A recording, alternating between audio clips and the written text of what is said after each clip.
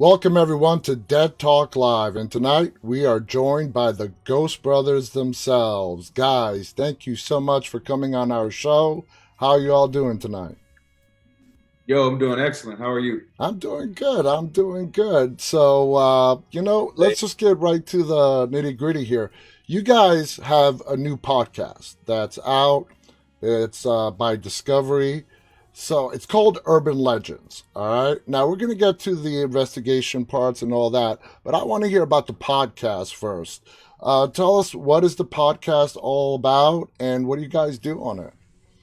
Whoever feels free like Yeah, stepping in, just step on in. yeah. So our podcast is called Urban Legends with the Ghost Brothers, and it's literally just that. Like we get to explore some of the country's craziest urban legends. I mean, from Candyman to Bloody Mary to Crybaby Bridge, just all the crazy stories you've heard since you were a kid. We get to talk about them, discuss them, interview a few people that had some encounters, and just give you the old-fashioned Ghost Brothers flair that only me, Marcus, and Jawan can give you. That is Candyman. I thought you were gonna say Candyman two more times. I was gonna hang up right now. No, Candyman. no. In this interview, you so. gotta.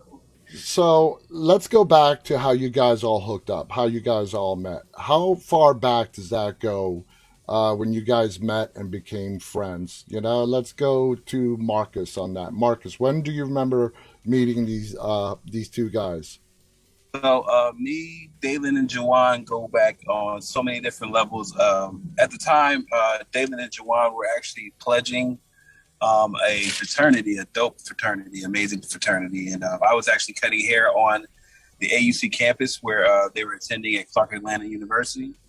I was cutting on Morehouse's campus, and I just so happened to be cutting Dalen's hair one time. And when I started cutting Dalen's hair, randomly, just how Atlanta is, I later on met Jawan down the road on another gig, and didn't even know they were roommates. And it's kind of crazy how we all became brothers like immediately once we kind of like found out all like the triangle. I like to call it the triangle. We run the triangle. We're like the Bulls. We run the triangle, baby. We out here. You already know. You know what it is, Juwan.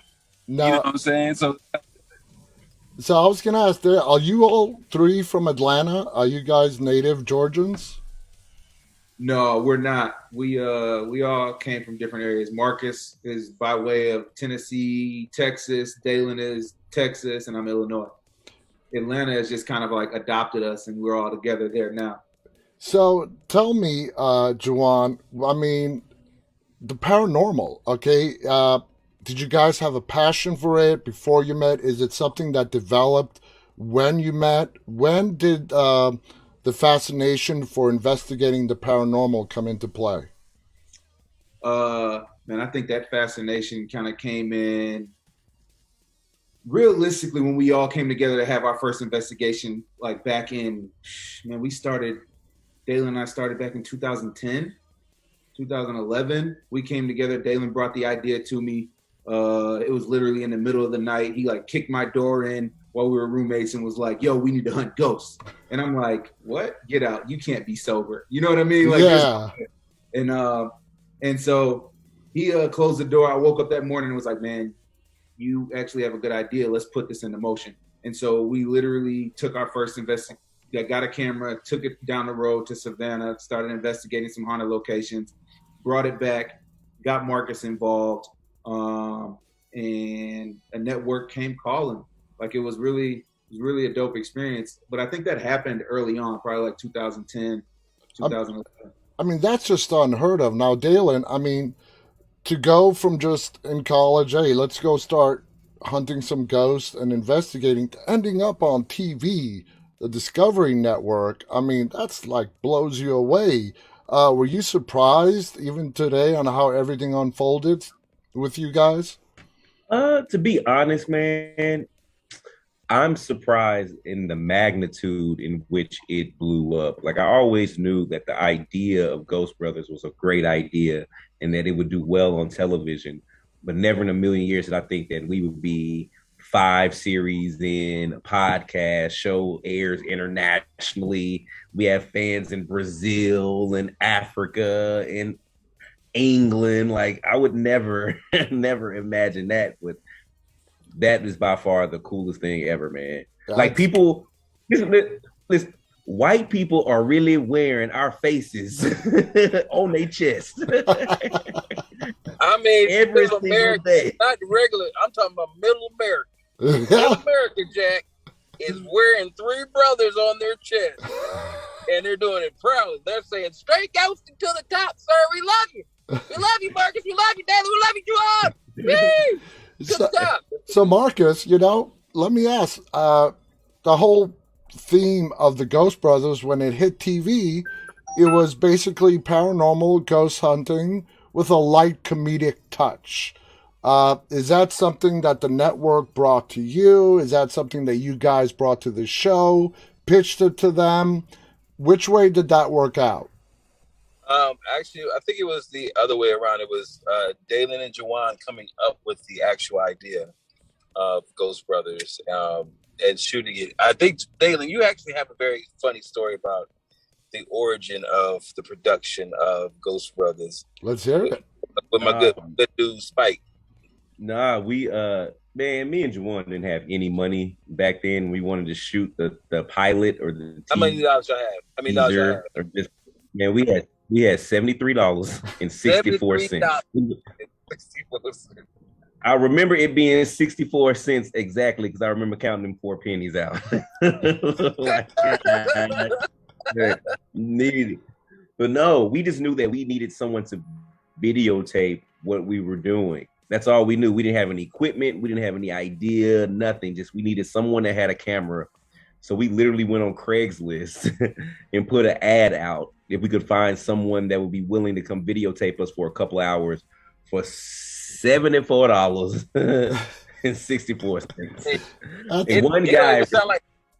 It don't sound like y'all went on Craigslist. It sound like y'all went on Craig and them's list. That joint. It was Craig's cousin's list. Craig. It was Mike's list. Mike's list. John, honestly, man, as you can see, we've always had this relationship. Yeah. Like, it comes off on camera on the show, and it comes off in this interview. Like it's your best friends. You're doing these paranormal activities with, like paranormal investigations with. So it's like it's natural for us. So let me ask you this, Juwan. I mean, you're dealing with some serious stuff. I'm a believer, 100%. Never had an experience. I don't want one. I'm serious. I don't want a paranormal experience. I'm a true believer. I don't need to see it to believe it. Now, when you guys started hunting ghosts, was there any bit of skepticism, or did you guys go into, let's start with Juwan. Did you go into this a full believer and you were just looking to gather evidence? It's actually both, right? Like, I think that we knew we were tapping into something that we probably shouldn't be playing with. And so we were definitely fearful in regards to what could happen to us. Like what could we essentially be getting ourselves into that we may not necessarily know how to handle. So going in, we would always pray. We were like, how do we protect ourselves? In that regard, one of the first rules we learned when Dalen and I were doing an investigation in Savannah early on, is you have to be intentional and set boundaries with the spirits. Like, you have to let the spirits know, I don't want you to follow us. Please stay here. You're not welcome with me. So we learned that as well. So we try to implement those particular strategies in the field just to kind of make sure we're protected when we go back into our other lives, right? Exactly. And is that the same for both of you? You went into this, fully respecting what you were doing, protecting yourselves before you went into a haunted location? Yeah. For me, I grew up in the church. My mother's my head pastor. She's been a pastor of my church since I was in the 3rd grade. So I've always had a level of spirituality and believing in angels and demons and God and the devil and all of that. So I knew that stuff was real, but I had never seen something just materialize in real life, broad daylight in front of me. But I just knew that with the show, I just wanted to be able to tell the truth, because literally a few years prior, we was just like everyone else sitting at the house wondering, are these shows real? Mm-hmm. Are they faking evidence? Is it just entertainment value? And I was like, if we ever get the opportunity to do it, like I want people to know that like we're real people, like your real cousins, your uncle, your brother, and we telling you the truth. Like what we Exactly. see, we ain't faking nothing. Like this is our truth. Now, Yeah. Marcus, all right, you're out. These are the same people who went on Craig's and them lists to put together with $73.64. Mike's list. Mike's list. Mike's list. Okay, Mike's list got you. Marcus, now you're in a haunted location. Now, this is on TV, so obviously you have crew around you, cameras. You guys are trying to be respectful of what's surrounding you, the potential of what is surrounding you. This applies to not only the Ghost Brothers TV show, but it's all the other paranormal ghost hunting shows. Do you think having that many people that we don't see in front of the camera, it's not just you three, there's people filming you. Tell us, have you ever had an experience where something got really irritated at the amount of people and you just felt it? I mean, an energy has like taken over the place that is just extremely pissed off at what you guys are doing. Yeah, we were in Arizona, I believe, Zuma, and one of our cameramen, when we were filming, actually took a tumble and injured his elbow. Actually, shattered his elbow. Damn. I don't know if it's because of the ghost, but I do know we ain't liable. That's all I know, really. So I just want to make sure that everybody understands that we're not liable. We made them sign all waiveries and rights away. So that has nothing to do with us. They cannot sue us. They cannot do anything to us. But it has happened. I said, take that up with the ghost if it was happening. So, you know, we've had some stuff that's gone on with us that's been very crazy. And actually the crew is just as nervous sometimes as we are, you know, because we are going into some places that are condemned, have like some like really things that like crazy things that have happened as far as rituals, things that, you know, we had to keep our spirits like guarded and protected from.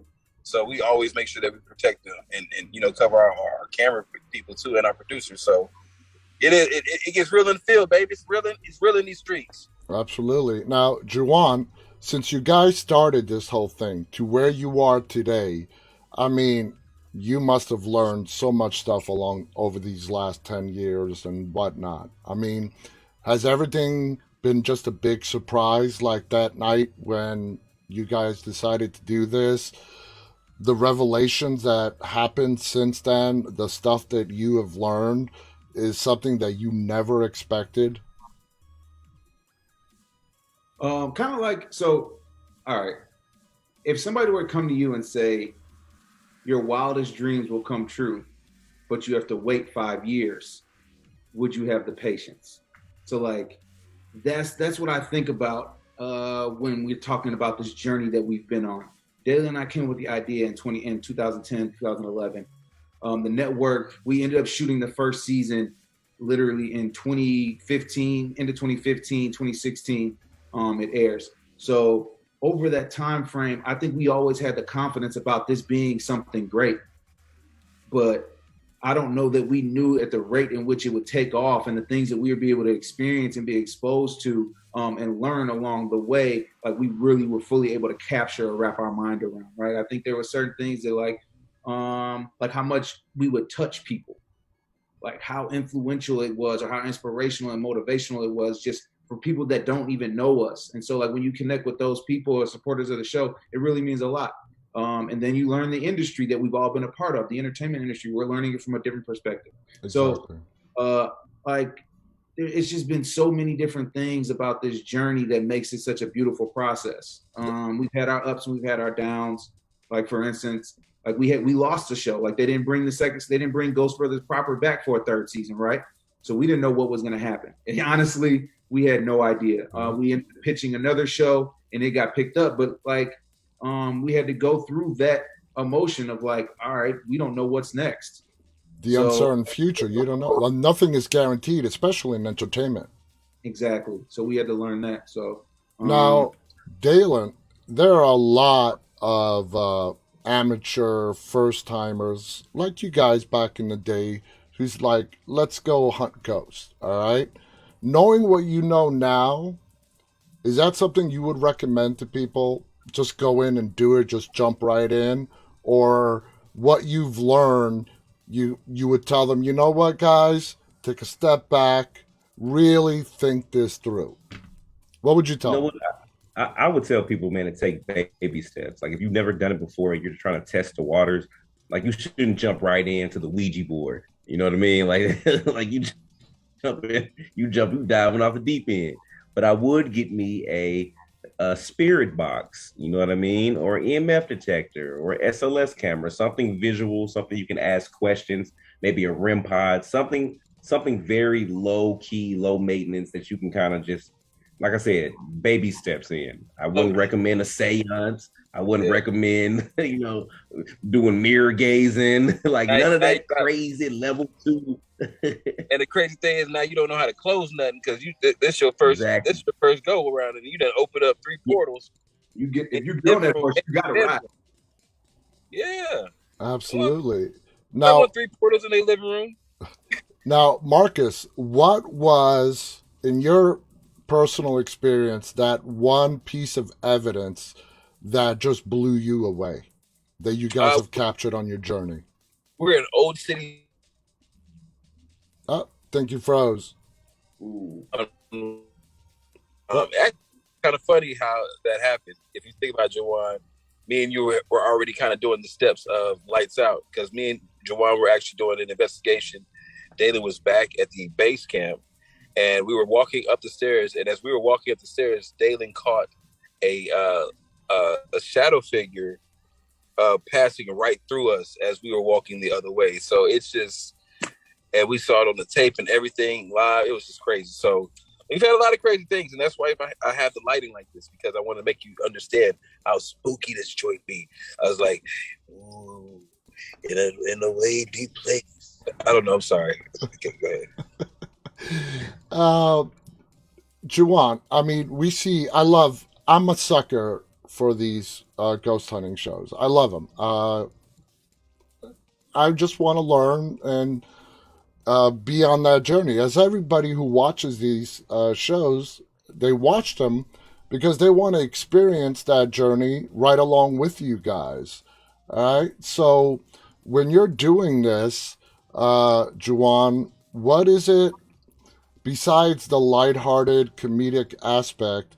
What is it that you want to show people? Like we've seen a lot of times where you guys show how dark it is in the location that you're doing. What is it that you're trying to convey exactly as to how creepy and scary the situation that you are in really is? I mean, yeah, granted, you can try to show that it's pitch black. I mean, people know that because we're in IR, right? Like you're definitely you're watching us in night vision.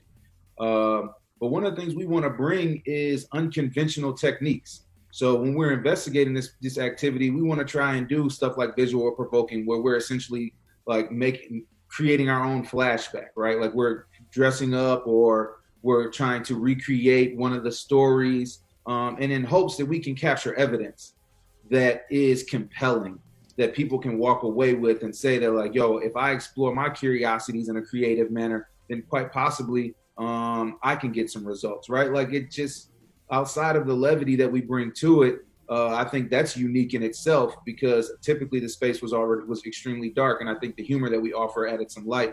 Mm-hmm. But I think like if we can inspire people to want to capture some compelling evidence through creative outlets, is a huge takeaway.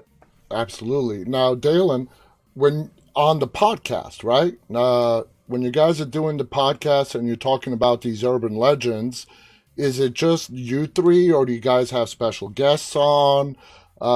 Especially when you're dealing with a particular legend, how does the podcast? What's the layout for the podcast itself? Well, before I answer that question, I would like to just go ahead and say, for us not to have all talk today, we're all matching, and I think that's the coolest thing ever, guys.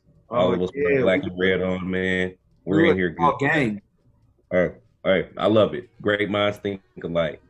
But no, to answer your question, man, we have a pretty solid format with the podcast, man. So we have a lot of back and forth Ghost Brother banter. And then we like to bring in an expert, and one of us will interview that expert. So the expert could be someone who's actually researched these urban legends, studied it, wrote a film, a book, someone who's an authority in that subject matter.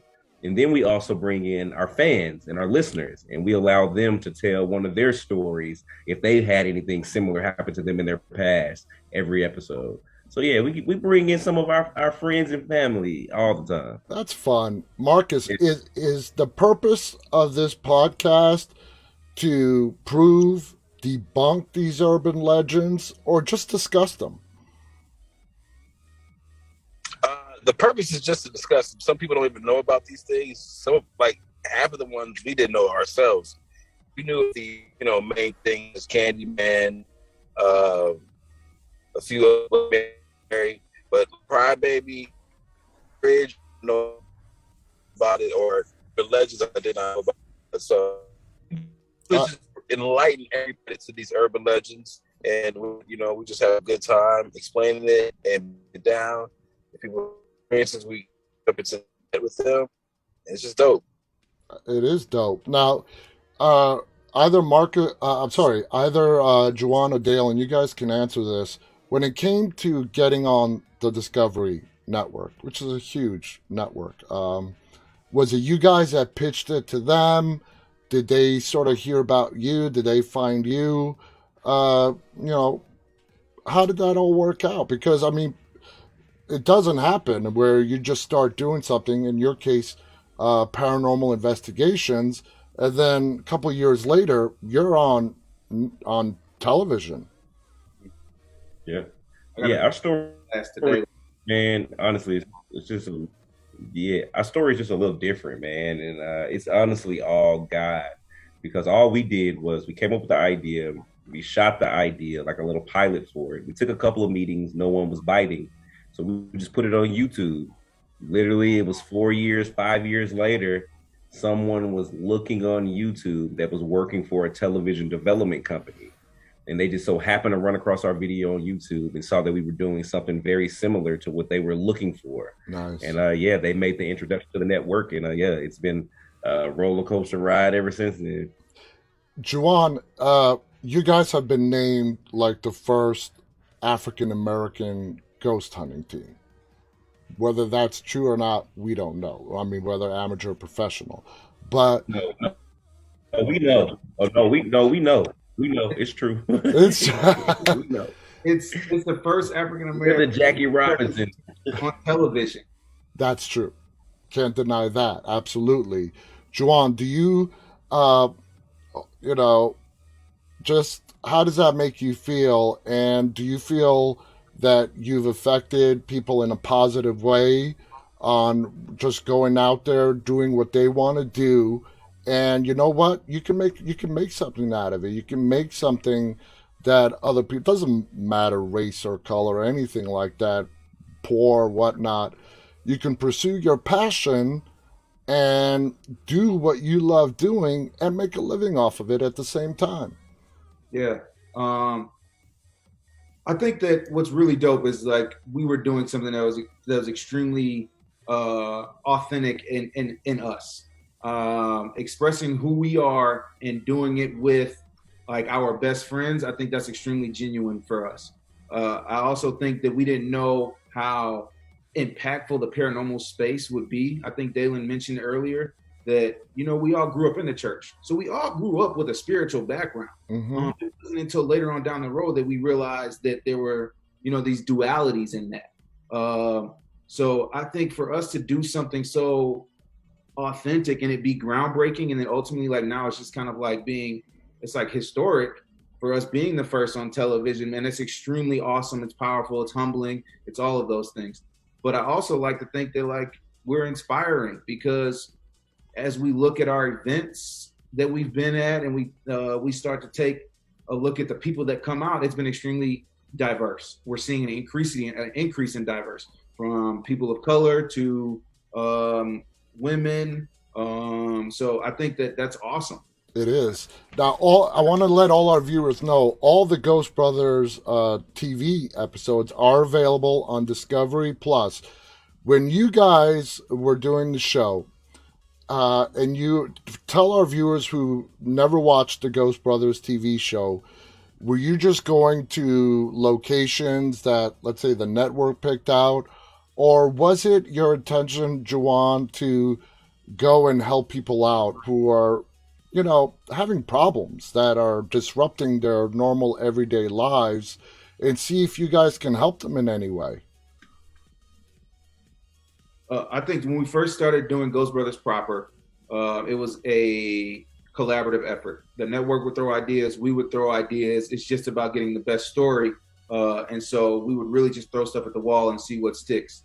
And then we grew to actually helping people. Our next transition was Ghost Brothers Haunted House Guests. So now we're going to people's homes and trying to actually offer some clarity, some comfort, and maybe even some closure to some of these families who were having issues with the spirits in their home. So we actually kind of do it a little bit of both. Nice. Now, Dalen, is there any particular case in your mind that really sticks out to where you guys made an impact, whether it's on an individual or a family's life, and really helped them out? Yeah. Dang. Which one I'm trying to think which one stands out the most. What was the house with the little girl, man, that loved Marcus? Like she just loved Marcus, man. The one, remember she had the little pink bicycle. Was it Massachusetts? The Feeney house? Was it the Feeney house? The Feeney house. It was just a sweet family, man, and they were dealing with some paranormal activity in their house, and they had a young daughter, and she just truly, truly loved Marcus. And at the time, Marcus was the only father out the group, and it just seemed like there was like a connection there. And yeah, she felt like, she was getting picked on at school for, things that were going on in her house. And like we were just able to make her feel really, really cool. And like she was the cool kid after we left. And like that was like the best thing ever. That's a great feeling to have. Marcus. She was wearing black and red, I think, the whole episode too. Yeah. Now, Juwan, with the podcast, first of all, when did the podcast start? Podcast, I want to say it was this year, 2020. This year it premiered. Looking forward in the future, like we mentioned earlier, podcast, television, entertainment, it's unpredictable.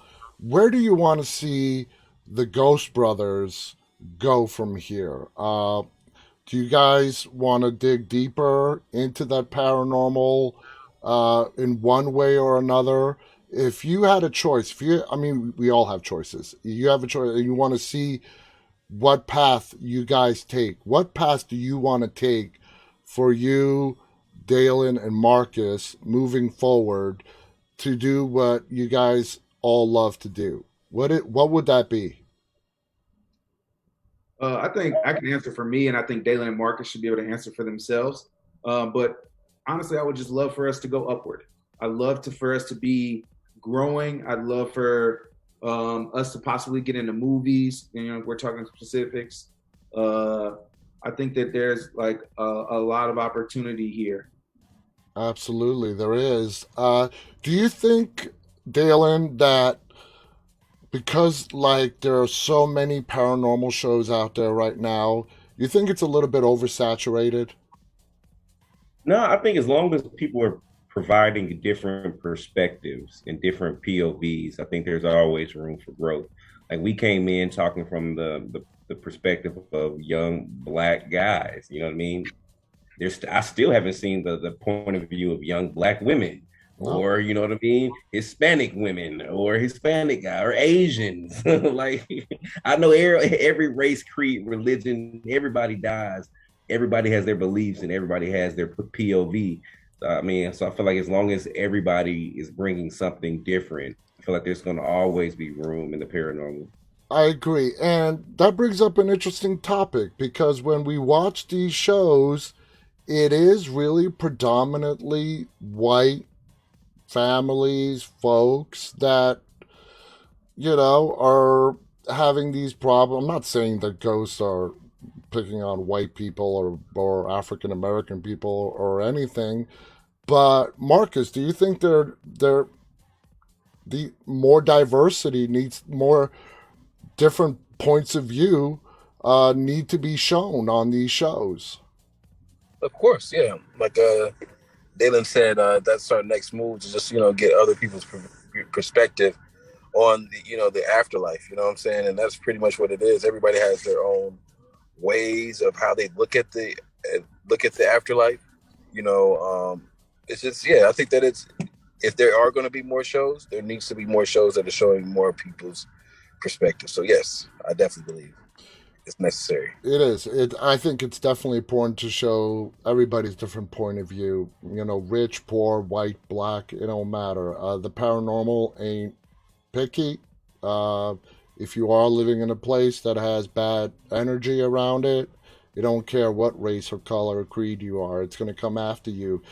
Now, with that being said, Juwan, have you guys come across a lot of dark energy, a lot of bad spirits in your research? We have seen shows that deal primarily with just malevolent spirits, okay? And the assumption is to think that it's malevolent. Do you guys walk into an investigation sort of thinking, you know what? Let's go into this open-minded. This is neither malevolent, good or bad, or none of that. Let's just see what it is. Because it is ultimately on TV. It is part of the entertainment field. There is a bigger draw for people to see something that is evil on television. Do you guys try to do this with an open mind and see if the spirit's energies intention is either good or bad? Yeah, so we've encountered both. We've encountered the good and the bad.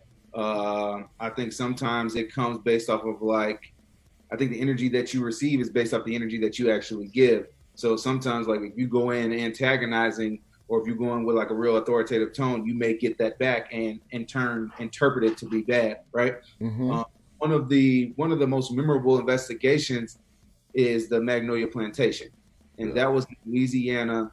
And they had other paranormal investigative teams go in, and they've had experiences of a malevolent energy, something that was extremely kind of dark and authoritative. When we went there and investigated that property, we found it to be completely different. We felt like it was more of a benevolent energy, right? So we felt like once we were done, it was welcoming. And so I think you can get different energy based off who investigates certain locations. But we tend to find that is so true. Both. That is so true, Dalen. Do you believe also the energy you give off is the energy you're going to get back? Necessarily, there are paranormal investigators out there who have been doing this for years. And if they go to help a family and they hear that they brought in amateur investigators in, they're like, oh man, you probably stirred something up and you probably ended up doing more damage than any good. Are you of that mindset as well? Let's say a family is watching this right now and they need help. Should they just call their neighbor down the street who just started doing this and just toying around with the idea? Or should they really seek out people who know what the hell they're doing to not make matters worse? Are you still there? Yeah, I mean, I feel like, I know. I don't know if you guys, can you guys hear me? Yeah, we can hear you now. I think my internet, man. We can hear you. Yeah. So for me personally, man, I feel like you should treat this as like you would treat anything else. If your toilet broke, you wouldn't call your homeboy who ain't got no background in plumbing. I swear to God, I'm not even trying to be funny, Dalen. I was going to use that exact same analogy. I was like, if your toilet is broke and that thing is like House Party 1, Right. you gonna literally listen. You ain't gonna just go in there and get a plunger. Nah. And that's how all these the other investigators look like. They do be trying to egg it on like, oh no, see, if you wouldn't have said this, then you wouldn't have this happening. So it ranges, man. It ranges. It does. I He's want a plumber though. to thank you guys for coming on here, talking with us, sharing your experiences. The podcast is called Urban Legends. It's available on everywhere you can hear a podcast. Spotify, Apple Podcasts. It's everywhere. Look it up. It's great. These guys go over urban legends like they talked about. They bring in experts, friends, family. It's very entertaining and it's very informative. I want to thank all three of you. Anybody have any final thoughts you want to share before we go? Yeah, feel free to tune in to Travel Channel every Thursday to catch our show Fright Club, and make sure you tune into our podcast weekly on any avenue that you watch podcasts. And if you ever get hungry, don't forget that we do have our own pancake and waffle mix, Bros Gourmet. We'll be launching at the top of the week. Boom. That's awesome. That refreshing, good old taste of pancakes. Be sure to follow us on all social media platforms for any upcoming Ghost Brothers events. We are on everything: Twitter, Facebook, Instagram. It's my first and last name, Juwan Mass. You got Dalen Spratt on all platforms, and you have DeMarcus Harvey on all platforms. And the pancake and waffle mix. Called the Bros Gourmet. Awesome. Thank you. My only fans is the same as DeMarcus Harvey too. I think that's what. I want to thank you guys so much for coming on here and sharing that with us. It's been a lot of fun. It's been a lot of fun hearing your stories, hearing what you've been through, how this all started for you. It's been an amazing journey, and I think it's still just beginning. You guys have a big road ahead of you, and I see a lot of great stuff coming your way. So thank you so much. I want to thank our audience for tuning in tonight. Thank you to the Ghost Brothers. Till next time, guys, on behalf of the Ghost Brothers and myself, stay safe, stay walking. Good night, everyone. Good night. Good night, y'all. Don't forget the pancake and waffle mix. Don't forget pancakes, baby. Bye-bye. Pancakes. For the cakes. You came for the cake.